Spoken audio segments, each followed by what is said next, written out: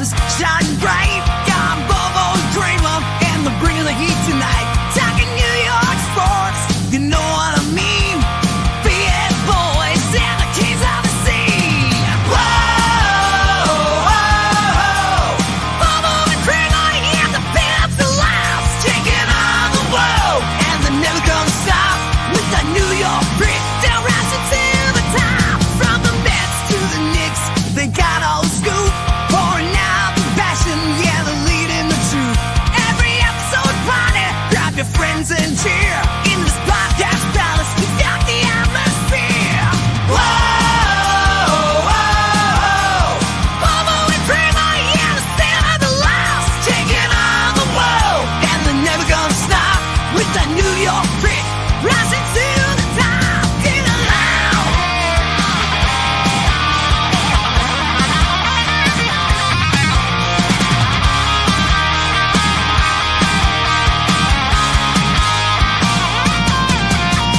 Through the sounding of the electric sound, with every single word, you're never gonna frown. From the Midline Giants to the Madison Square, Bobo and Cramer, yeah, this man been getting it out.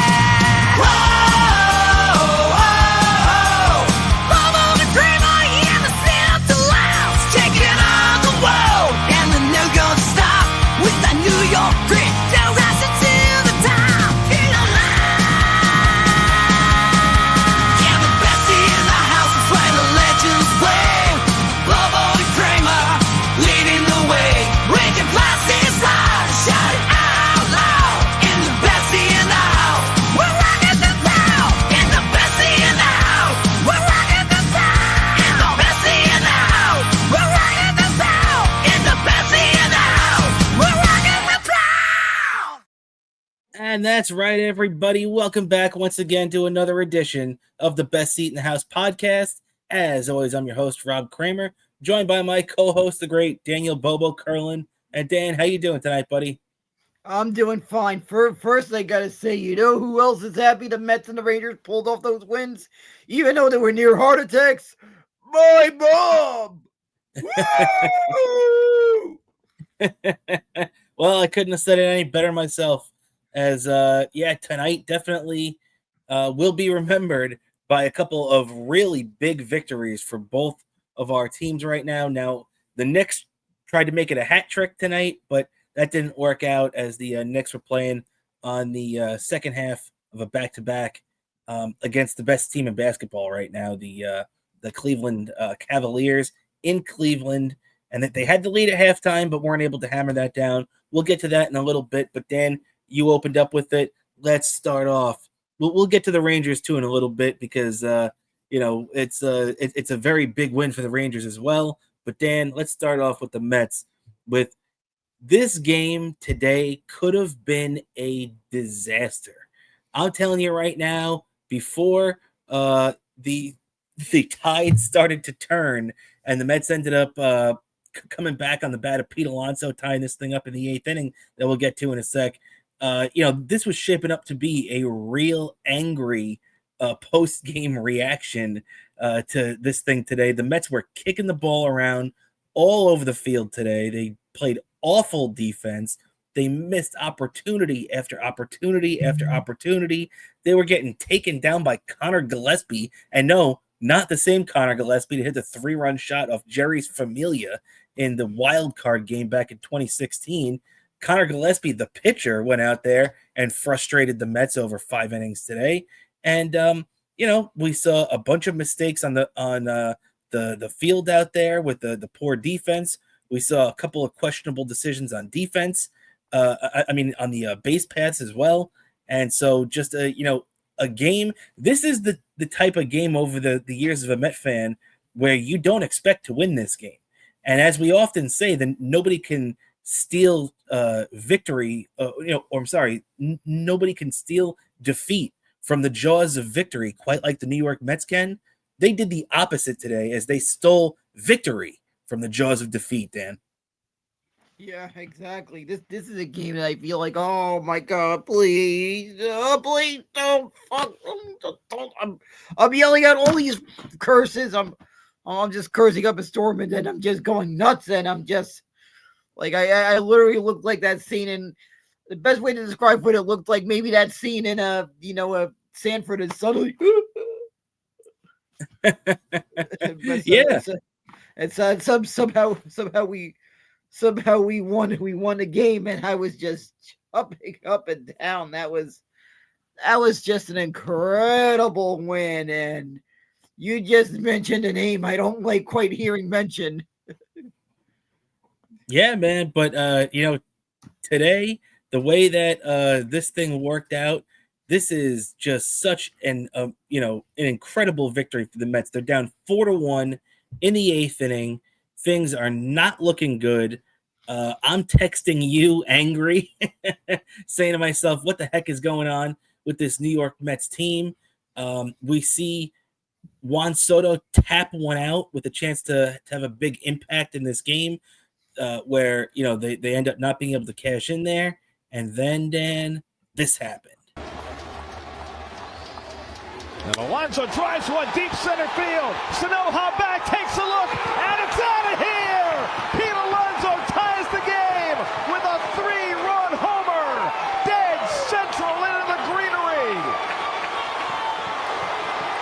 What an absolute blast from Pete Alonso, and this guy is on fire to start the season, Dan. He had the big grand slam in the 10-4 blowout the other day. The Mets won on Monday night, but this one is even bigger than that, as they're down 4-1 in the eighth inning. 2 outs, as you can see there. Things are not looking too good, and Pete Alonso wrecks the game from the perspective of the Marlins, at least, and ties it up 4-4. It's funny, man. Met fans still are just a lot of Met fans, because guys like me and you have always been behind Pete. But I was even getting text messages earlier this week when the Mets were struggling to score in Houston from a friend of mine saying, "Oh boy," it was after Pete struck out in a big spot, and I get a text from him saying, "Oh man, it's going to be so good to see Vladimir Guerrero Jr. at first base next year." I'm saying to myself, "Are you kidding me? What more does Pete Alonso have to do to get all these naysayers that have turned their backs on him?" And despite the great playoff run he had, hitting one of the biggest home runs in Met history off Devin Williams to send the Mets to the NLDS last year, and then and I guess, to be fair, it was before the grand slam and it was before the 3-run shot today. And both times he hit that home run, I wanted to text that guy back and be like, "Do you still want Vlad now?" This guy, Pete's going to have a big year, in my opinion, Dan. I think Pete's going to have a real big year, and it just is going to make me feel so good every time this guy does something, because it's like a vindication for all the crap he's been given the last couple of years. Yeah, exactly. That's exactly what I expect. And I could tell you,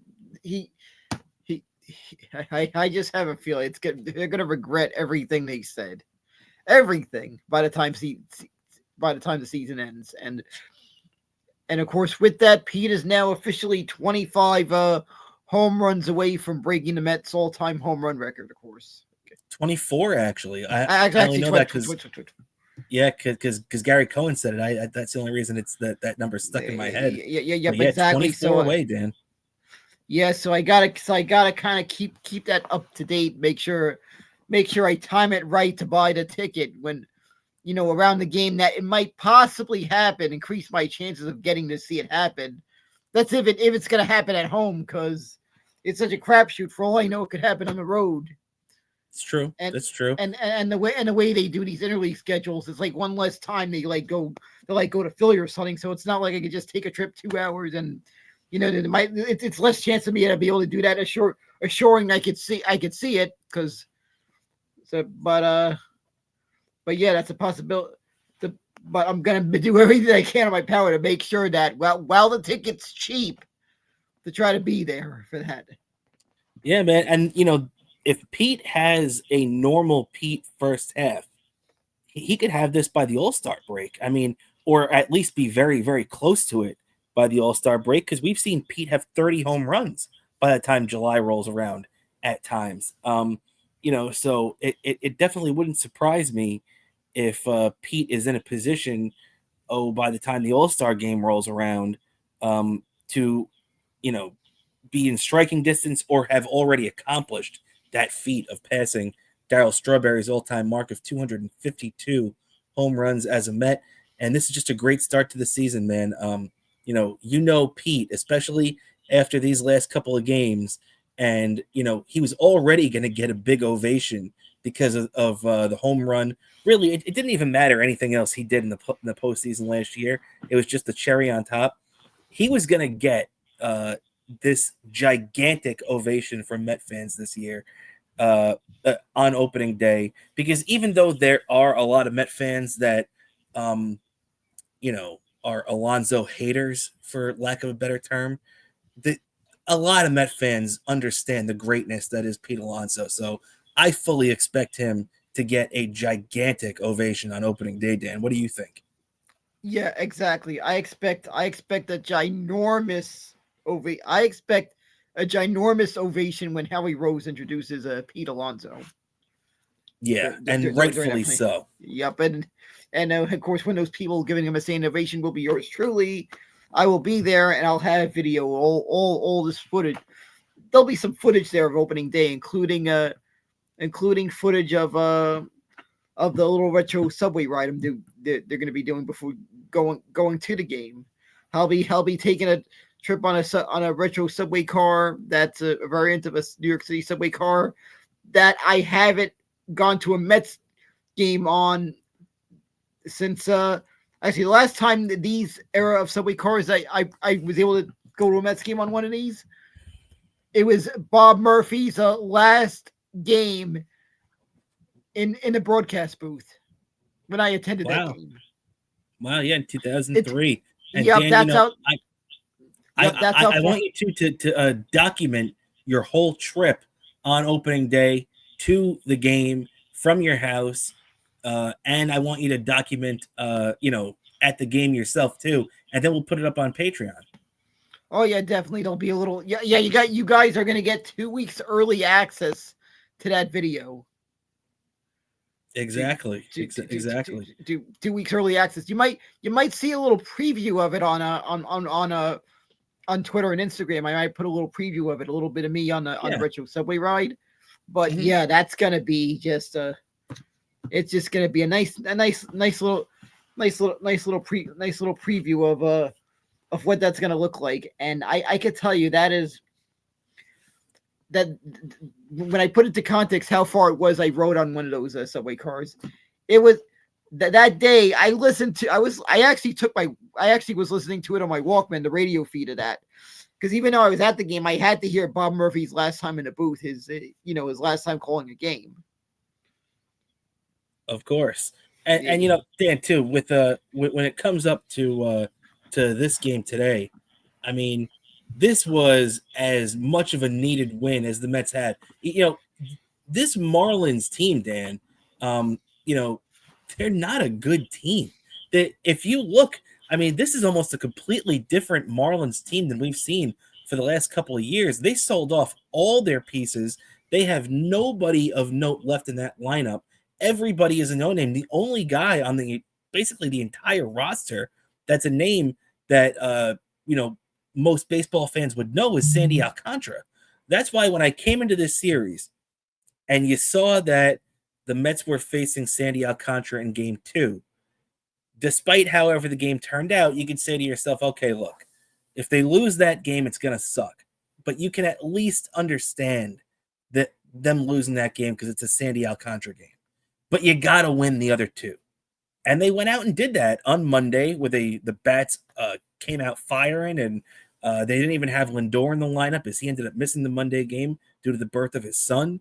But he was right back there for the Tuesday game and struggled, along the rest of the teams. Right now, Lindor is only off to about a 2 for 21 start. But he did have a big hit in this game at one point to get on base in front of Pete Alonso to set up that 3-run shot. So, Dan, when you look at everything that the Mets overcame, the bad defense, the missed opportunities and everything, it's a pretty big statement to go out there and make sure they took this series coming back to Queens for their home opener.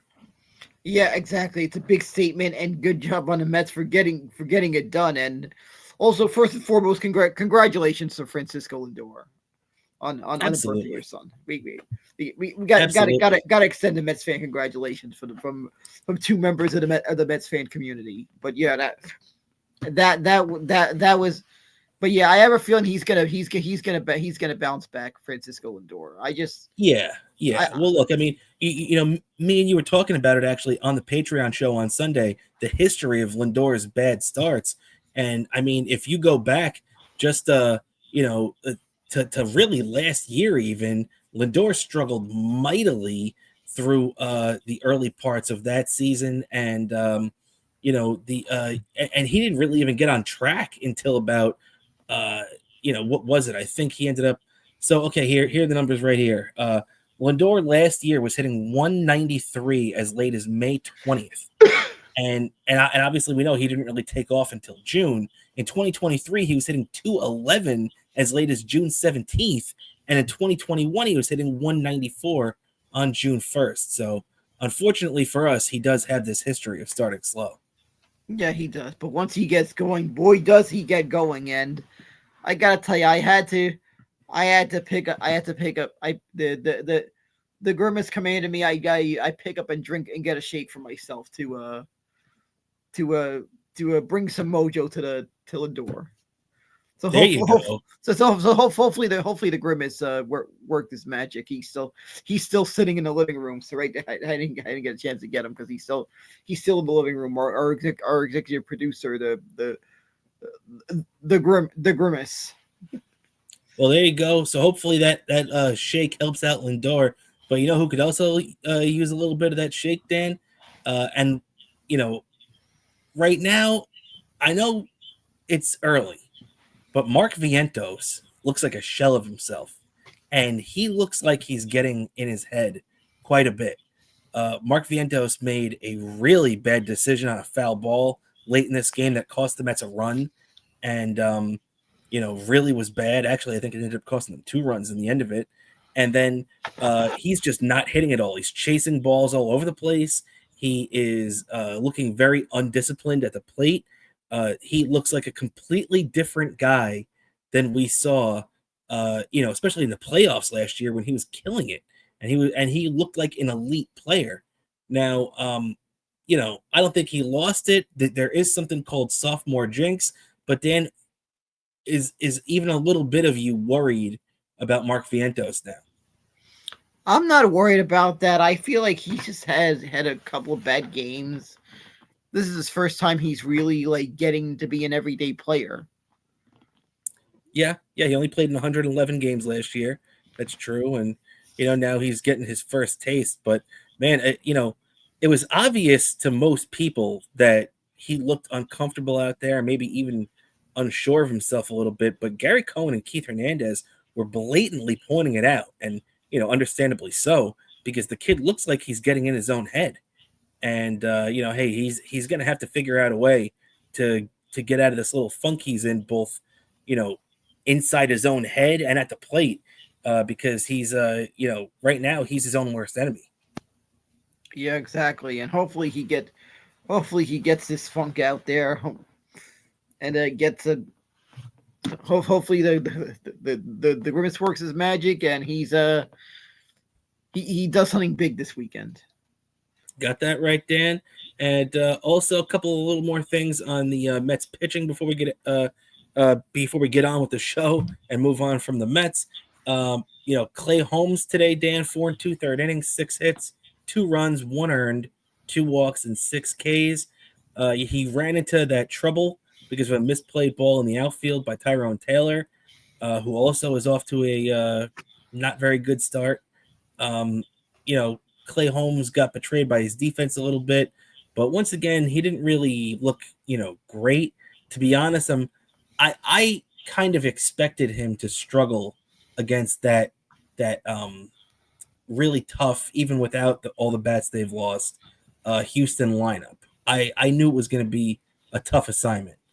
To be honest, I was expecting better from Clay Holmes today against this really bad Florida Marlins lineup. And I know it's still early on in the process of him becoming this, but and I know we got close, only 1 out away, but how do you not complete 5 innings against this lineup? So I'm going to need to see more out of Clay Holmes because, this is not good yet. Yeah, exactly. This is getting me nervous, and I forget who's starting tomorrow. It's also probably going to make me nervous on the third. Oh, what for the Mets on Friday? We got McGill. Yep, McGill. Please don't do whatever you did the other day. Just stick to that, and hopefully it won't be so nervous. Yeah, it's going to be McGill starting yet another home opener. Just a disgrace for the Mets that guy is getting another home opener start. But hey, I as much as the name Tyler McGill just bugs me at this point, if he starts pitching like the guy that took over for DeGrom back in 2021 and was looking really well that year, that's a different story. So we'll have to see what we get out of him. But unfortunately, Dan, we're not gonna get any relief to our pitching woes much quicker than we expected. Sean Manaea experienced his setback now with the oblique. He's going to have an injection done, and he's going to be shut down for at least 2 more weeks. So we're talking about mid-April till he even starts a normal spring training buildup. And that's if we're being positive. Let's say April 15th, maybe he picks up a ball and starts to work his way towards coming back to the major leagues. But at this point, even if everything goes perfect, we're talking about not seeing Sean Manaea until June 1st. That's unacceptable. Yeah, exactly. It's unacceptable. I can't believe this. We signed this guy to a big contract, and this happens. Why did I not see this coming with someone who didn't, who threw way too? This always happens when we depend on guys that threw way more innings than what they normally do. Yeah, and it's sad, and I feel like maybe unacceptable is not the right word. I mean, because I'm not blaming the guy for getting hurt. The way I mean, it's more like it's just like the Mets. You can't thrive. You might be able to fight your way through and stay competitive, but the Mets rotation and the Mets team will not be able to thrive and go to its full potential this season unless they get, a decent amount of starts out of Sean Manaea. It's going to have to at least be 20 to 22 starts, and I don't know if they're going to do that at this point. It's it's very disconcerting when the guy that was supposed to be your ace now you're not going to see until June 1st, and then the other guy, Frankie Montas, we haven't even heard anything about. Frankie Montas is they had originally said July 1st or so, or the All-Star break right around there, but that's not even a guarantee at this point either. So right now, we're going into June with Tyler McGill and Griffin Canning pitching every 5th day. Yeah, what the fuck? Oh my god, is gonna really. Oh my gosh, this team always happens to us. Yeah, man. It's just it sucks. I just have a scary feeling Montas. I just hope he isn't someone who just hardly pitched an inning for this team. Yeah. You got to hope he doesn't turn into the pitching version of Jed Lowry, but we're gonna have to keep our eye on that. And as you mentioned, Dan, home opener Friday against Toronto. It'll be the vaunted Tyler McGill against Kevin Gausman. So look, Kevin Gausman's a good pitcher, so the Mets are gonna have to be up to the task of taking him down on opening day. And all right, that's gonna do it for the Mets right now. Let's turn our attention to the Yankees, Dan. And man, things started off real hot in the Bronx this year as the Yankees went out there and absolutely destroyed on every level the Milwaukee Brewers. In a real strange scenario where the Yankees are starting off with so many interleague games. They started off with the Brewers. Now they're doing the what's it called? Now they're playing the Diamondbacks. And I believe their next opponent too is a National League team. I forget which one, But so either way, the Yankees starting off with all these weird interleague games, and man, it got real hot out of the gate. The Yankees even dropped 20 runs for the first time since 2020 on Saturday afternoon, and they completed the sweep on Sunday. But the last 2 days against Arizona have not been quite as easy. The Yankees were cruising along up 4-2 late in the game on Tuesday evening. Blew that game, ended up losing 7-5, and then today we're getting shut out up until the ninth inning when Anthony Volpe hits a 3-run shot to make it 4-3 to give the Yankees one last hope, but it didn't matter. They still lost 4-3 to drop their second straight at home now. So Arizona's looking pretty good. The Yankees, not as much as people would have thought. And it's funny, Dan, the way this is all breaking down too now, because there was so much made over the weekend with the Milwaukee series of the Yankees' new bats. And I want to get your thoughts on the Yankees' new bats, the so-called Torpedo Bats, which, by the way, to be fair to the Yankees, they're not the first team that has used these bats. They're not the only team that uses these bats. And the guy that invented these bats doesn't even work for the Yankees anymore. He works for the Marlins. So let's be fair about this. But Dan, what are your thoughts about the Yankees bashing these home run records with the Torpedo Bats? I'm still debating if the jury's out on this, if it has any effect, because it was just But what do you mean has any effect? Like, do you think that it gives the Yankees an unfair advantage, or do you think it's just a smart, savvy thing to tinker with the bats like this? Yeah, I'm starting to question that. Of course, Rob Manfred would allow the Yankees to freaking use this. So you think it's cheating? A little bit of both. I kind of don't think it's cheating, and I kind of don't think it isn't. If it's within the rule, if it's within the rules, because I didn't hear anything about this during the offseason or anything at these new bats that they got approved or anything. So it's like, well, that's the thing, Dan. That this is not the first time that anybody has used these bats. As a matter of fact, the Chicago Cubs used these bats last year. Cody Bellinger used these bats over the last couple of years. These are a new type of bat that have been developed, and for some reason right now, the Yankees are the only team that are using it as a team-wide thing. And actually, oddly enough, the guy that's hitting the best out of all of them right now is Aaron Judge, and he's the only one on the team that's not using the bat. So it's look, this is a Mets fan podcast from the point of view of two Met fans. But I want to be fair to the Yankees that I think a lot of people are piling on with this whole torpedo bat uproar thing. And I think it's a little misguided because there are, like I said, if the Yankees were the first team to use this and everything, that's a different story. But the Yankees are not the first team to use this. Many other teams have used it. And like I said, the guy that even invented it doesn't even work for the Yankees anymore. He works for the Marlins. So it's, I feel like we have to be fair about it. And look, when the Yankees were scoring 20 runs over the weekend, everybody's like, holy crap, I can't believe it. But they went out and scored 3 runs tonight, and it wasn't until the 9th inning. And now it seems a little bit, it seems like a little bit less important, Yeah, exactly. I just have a feeling this story is going to be something like just something obscure or something from this year, I feel like. Yeah. Well, and I also feel like, too, if Major League Baseball has deemed this bat legal, which to all my knowledge, it is 100% legal, then I would say, too, that I think it would be a bad decision by other teams to not at least try this bat out.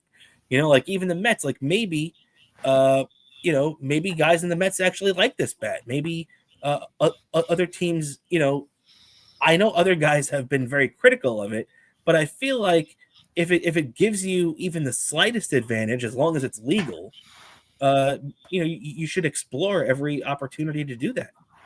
Yeah, exactly. I think I hear Lindor is using one of those bats. Can't confirm. Oh, is he really? Yeah, I heard somewhere. I don't know how true that is, but we'll find out. True. That's true. And also too a great piece of hitting by Lindor today with that late single early in the game. So if he is using the torpedo bat, keep it up.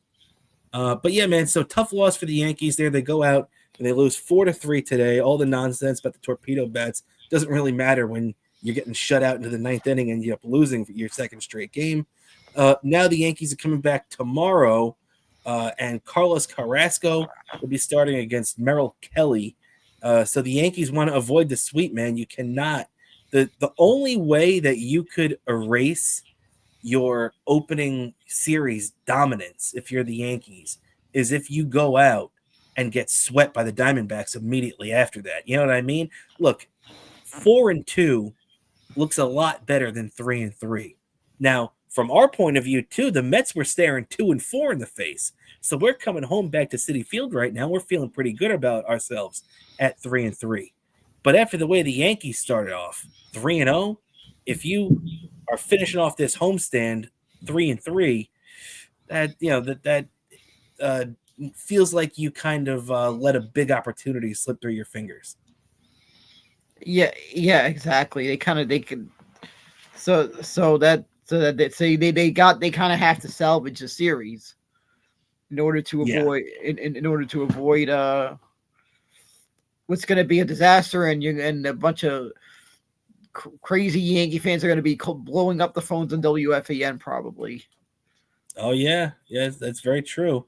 I haven't heard from Marone Jerome in a while, but I'm pretty sure that if the Yankees do blow this one tomorrow, I don't know if he's passed away or whatever, but the ghost of Jerome will be appearing if the Yankees manage to screw this hot start up. No doubt about it. If you're an old school WFAN fan, you know Jerome, the guy who was made famous for after the Yankees won the 1996 World Series, he was calling in to still complain about the team. So shout out to Jerome. Exactly. I actually heard him, and he was mentioned in that book. Oh, really? This book that I read. Hold on, I'll show you this book. This is a book I really recommend people read. This book right here. WFAN, very nice. Oh yeah, I've seen that book before. Yeah. I don't know if you've read this book before. No, I've never actually read it, but I've seen it before, and I've heard it's a very good book. I definitely have to check that out. Yeah, it is a great book. This book came out, I think, a few years ago. I think it came out 2014, something like that. And it's like weird that this book came out after the last season the Mets were on WFAN. So it's like weird seeing this like the Mets that like the last of one of the original broadcast deals WFAN had with local teams had ended. It's true. Yeah, it's true. Let's hope Steve Owen fixes the mistake, and after this current deal is up, gets the Mets back on WFAN where they belong. Yeah, exactly. It's a combination of that. This deal ends, and then potentially if the Yankees deal with the fan ends. That's what would happen. If WFAN becomes a broadcast free agent, a coveted broadcast free agent, that the Mets gotta work out a deal. So that jingle during the games sounds a little bit more like we're familiar with, because you know how you still to this day hear that jingle. You still hear that jingle, but oh yeah, let's go Mets. Yeah, they just added out FAN. Yeah, exactly. They added that little part out of that bumper back in the day. Yeah. But yeah, hopefully they could really bring back that jingle completely. But yeah, I agree. But that book is such a great read, such a great history. They actually quote like interviews with people that worked on the fan, various hosts that were involved in the fan, and just telling not only a story of WFAN, but the whole story of an entire broadcast format, all sports talk format in this great city of ours this is where that whole format began. To this day, all of you all over the country, I mean, your local sports talk station. The reason your local sports talk station exists today is because of the success of WFAN. Very true. Very true, man. So, so with that, let's keep the sports talk rolling along here in tribute to WFAN. As let's do a little Knicks before we wrap things up here with the Rangers, Dan. And the Knicks, let's be fair. Last night they came out, they punched the 76ers in the mouth. They didn't have any of their big guys. Obviously, Jalen Brunson is still sidelined with the injury. He was out. Karl Anthony Towns did not play last night. Miles McBride was out. Campaign. All these guys that the Knicks have been relying on were out last night. And the 76ers are just such a hopeless cause right now that the Knicks still beat them up pretty good. However, unfortunately, that was not the case tonight. Even with Karl Anthony Towns back in the lineup, the Knicks played the best team in basketball, the Cleveland Cavaliers, and they dropped the game 124-105. And it was just an absolute onslaught in the second half by the Cleveland Cavaliers, as obviously they won the game just about by 20. But the Knicks actually led at halftime 60-53. So when you kind of do that math in your head, the second half, the Knicks basically got blown out by 30 points. So they were just not on the same level with this, top-notch team in the NBA, Dan. Yeah, unfortunately, that's the thing. The Knicks got to find a way to not burn out in the second half, as it feels like it's been happening the last couple of games, and keeping our fingers crossed Brunson returns. Yeah, they're going to need Jalen Brunson back sooner rather than later, man, because he's missed just about a month now at this point. And the Knicks have actually done a pretty decent job in his timeout. Obviously, they had a really tough West Coast trip in the midst of losing him. They lost him in Los Angeles against the Lakers, and he missed every game on the West after that and every game since. But right now, the way the Knicks sit in the playoff seeding, this is where it breaks down. So the Knicks are currently the number 3 seed in the East. They are 48-28, 20 games over 500. So they're still a very good team, obviously. Looks like they're going to win 50 games for the second straight year now. And they're 8 games behind Boston for the number 2 seed. So let's be honest, that's pretty much out the window, as the Knicks are not going to catch the Boston Celtics for the 2 seed. Now, if the Knicks continue to lose games like this tonight, they could end up falling right in the lap of the Indiana Pacers for the 4 seed. So they do have a pretty good little bumper, a 4-game lead there. But they got to watch their their ass over the next couple of weeks here, because Indiana is right there. And if the Knicks have a couple of missteps, they could find themselves in that, instead of being locked in at 3, they could find themselves more in that 4 or 5 range. Yeah, exactly. They need to keep winning and avoid that annoying play-in tournament. Yeah, well, luckily the Knicks aren't going to be in the play-in tournament. I mean, the worst that they could really fall is to 5, even 6 doesn't seem likely. The Knicks have a pretty good cushion there, and as long as you finish in the top 6, you're going to avoid the play-in tournament. So I think the Knicks have pretty much guaranteed themselves to not be in that play-in tournament, even with them actually clinching a playoff berth a couple of days ago. So I think the Knicks don't have to worry about that, but what they do have to worry about is the matchups. And, if you finish as the 3 seed, you're going to have a more favorable matchup than if because you're facing the 6 seed, rather than if you finish as the 4 or 5 seed, and then you have to face the 4 or 5 seed. So it really gets into to just that matchup scenario now. And if you finish 3, you've got the more favorable matchup in the playoffs. Yeah, exactly. That's what I gotta hope happen. I just have a feeling it's gonna happen, and I just have a feeling, but just keep my fingers crossed Brunson returns. Yeah, they still haven't set a date on it yet. They said about a week ago that he was about a week away from practicing, and that still hasn't happened yet. So let's hope at some point over the next couple of days we get a Jalen Brunson injury update. But right now for the Knicks, the next thing coming up for them is on Saturday at 3 p.m. It's going to be the Knicks against the Atlanta Hawks. Hawks are not a very good team, but they always give the Knicks trouble every time ever since that playoff series that they beat us in back in 2021. Trae Young always gets up for the Knicks. It's always a tough game against the Hawks, even when they're not a very good team. So you have to expect to go out there and it to almost be a playoff atmosphere. Yeah, exactly. And I'm just this one's gonna get me a bit nervous, but like I said, hopefully we get a win. It's gonna be a completely full Saturday, and Knicks game, and then the Mets game back to back. So it's gonna be just another day of yelling at the TV.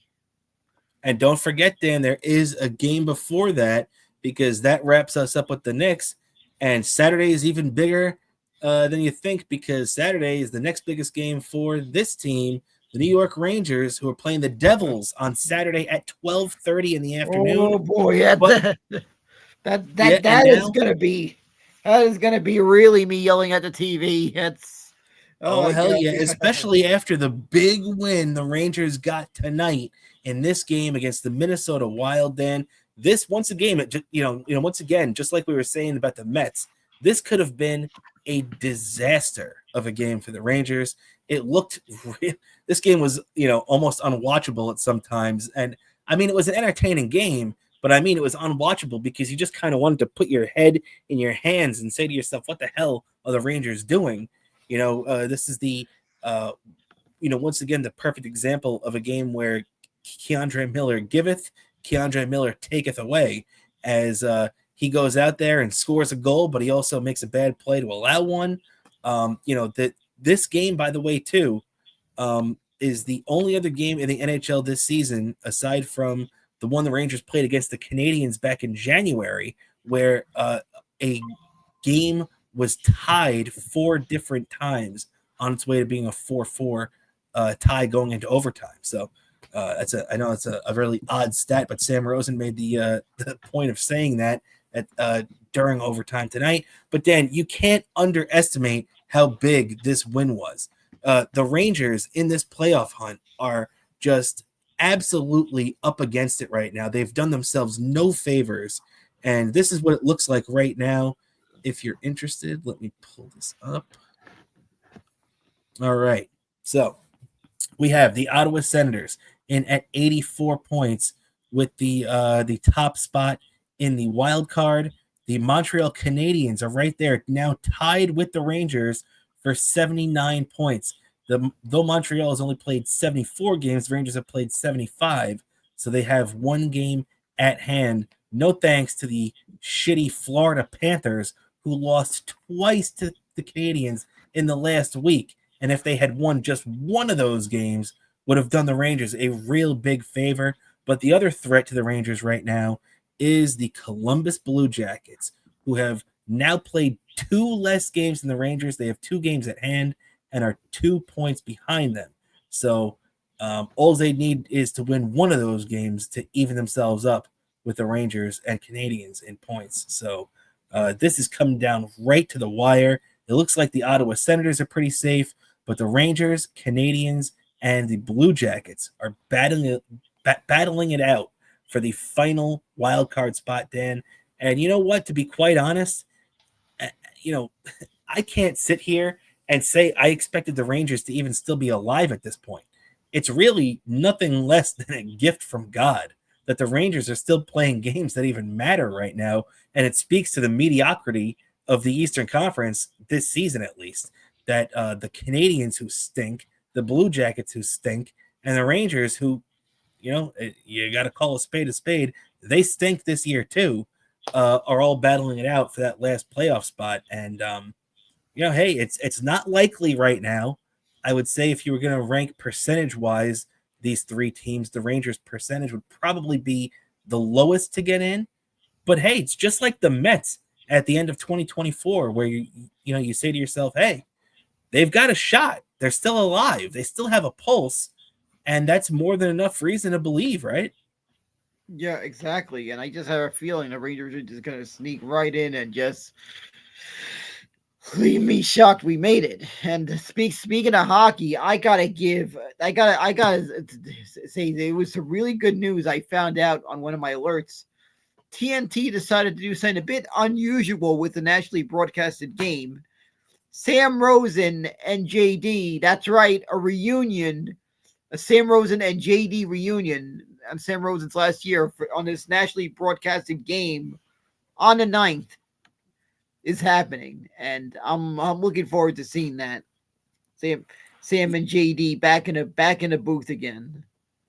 Yeah, we were talking about this before we came on the air, and it's definitely a great move by TNT. And as we said too, it's just really cool that, you know, we expected to only get a certain amount of Sam Rosen games this year. And now not only do we get an extra game of Sam Rosen that we weren't expecting, he's going to be doing it with JD, his former broadcast partner from, I believe, 86 to 06. So it's really cool to see these guys back together again. Yeah, I'm looking forward to that, and it's just gonna be a fun little nostalgia trip getting to see this happen. And oh baby, that's good news. Exactly. Let's hope we get a couple of those in that game. Yep, exactly. Yeah, man. So a couple of other business things to get to here for the Rangers, as obviously, as I said, they're tied with Montreal for that final playoff spot.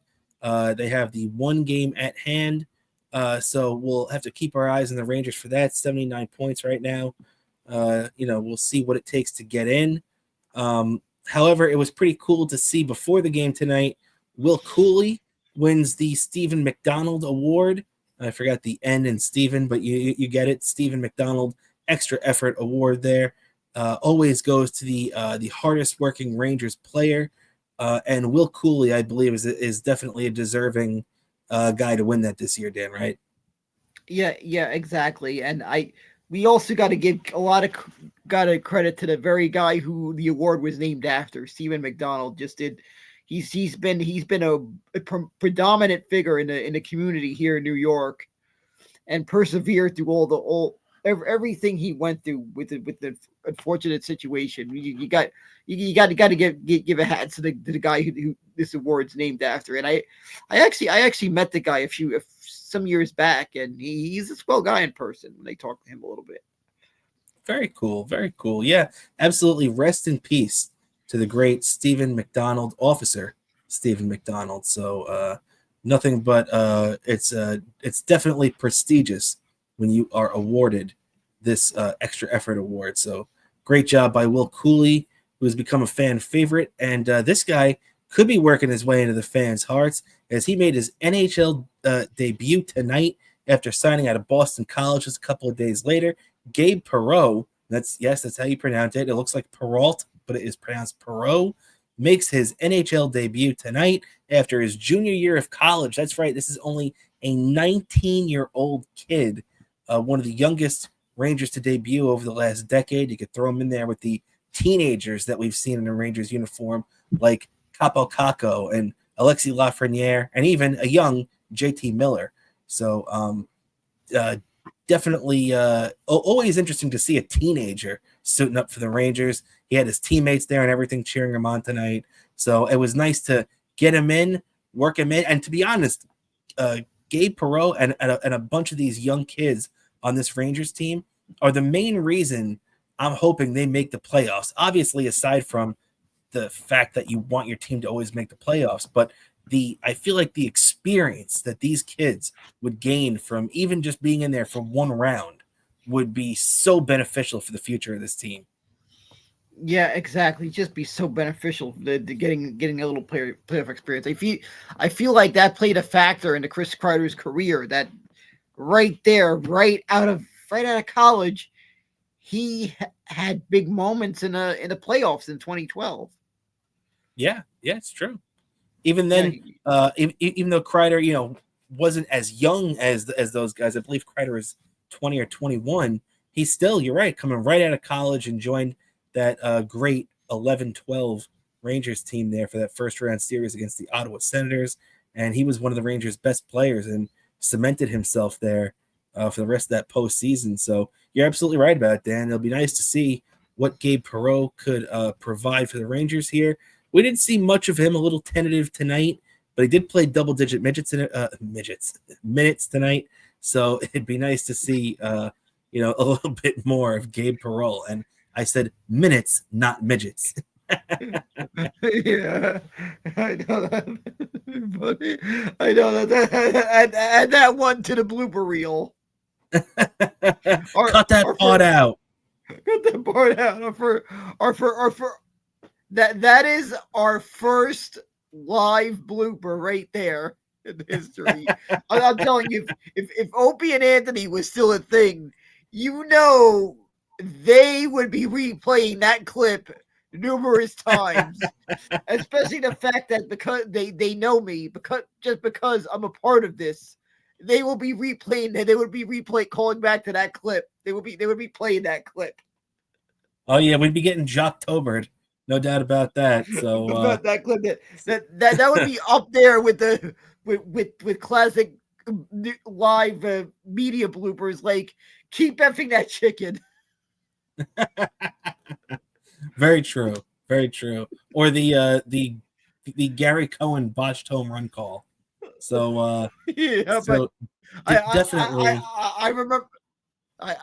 The funny thing is, I remember watching that one live when it happened on TV, and I says, "Oh my God, Gary, do you know that Opie and Andy are going to be playing this clip? They're going to be talking. This clip is going to be featured prominent on the Opie and Anthony show the next morning." That's exactly what I said the moment I heard, and I was right on the money.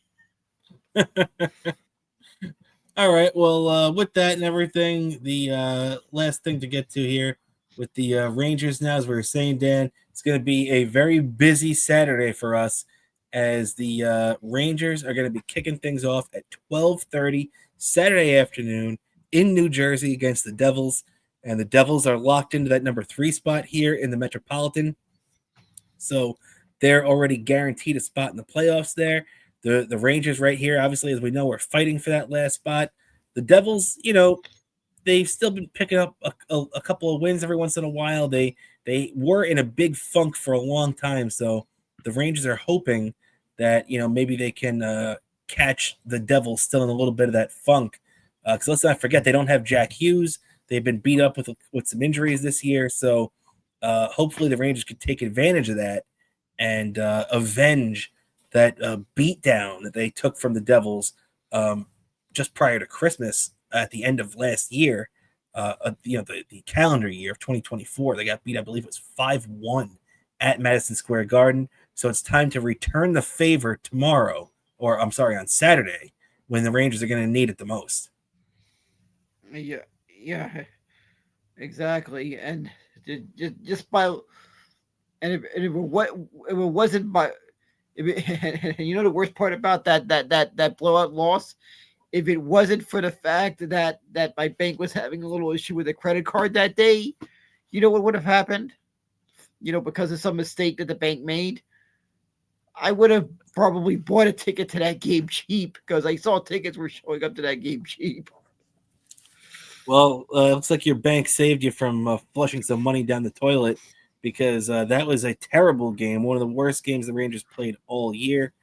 And yeah, man, so time to return that favor, as we said on Saturday. Big game, 12:30.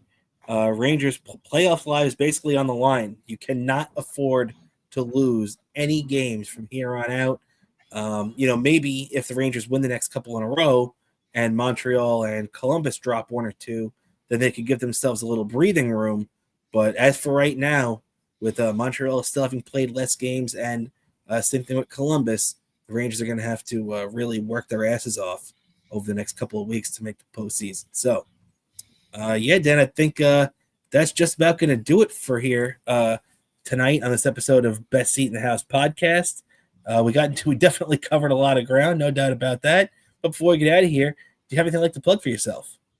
Sure. My Twitter, Bobo103NYC, Instagram, Bobo718DK.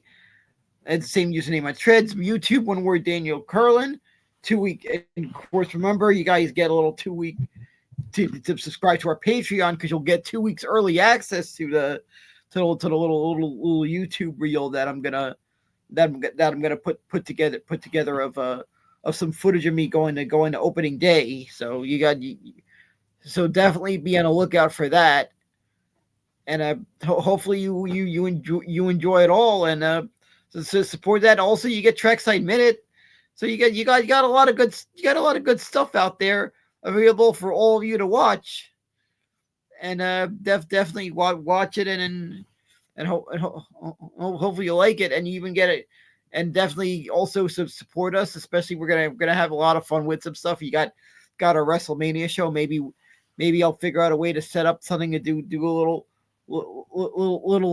live watching event. Yeah, exactly. So and don't forget, so like Dan said, we're talking about doing a WrestleMania show on the day of WrestleMania Night 1, which would be Saturday, April 19th. So that would be 2 weeks from this Saturday. We're also talking about doing a live show. This one isn't in stone. The WrestleMania one is definitely locked in. This one we're talking about maybe doing a live stream at some point on Saturday, maybe, but that might be tough to do with all the games. So we might even just do it on Sunday instead. But either way, we'll keep you guys updated. Tune into our socials at BSith_podcast. You can check us out on X for that one, and also Best Seat in the House podcast on Instagram. Don't forget to like and subscribe to this video. We appreciate all of our YouTube subscribers and everything. And we're going to be doing a lot more live stuff soon. So thank you so much to everybody for supporting. As always, like I said, too, if you want to check out the Patreon, patreon.com/Best Seat in the House podcast. So that's going to do it for us tonight, everybody. For my co-host, the great Daniel Bobo Curlin, I'm Rob Kramer. This is the Best Seat in the House podcast. I will catch you next week, everybody. Have a good one.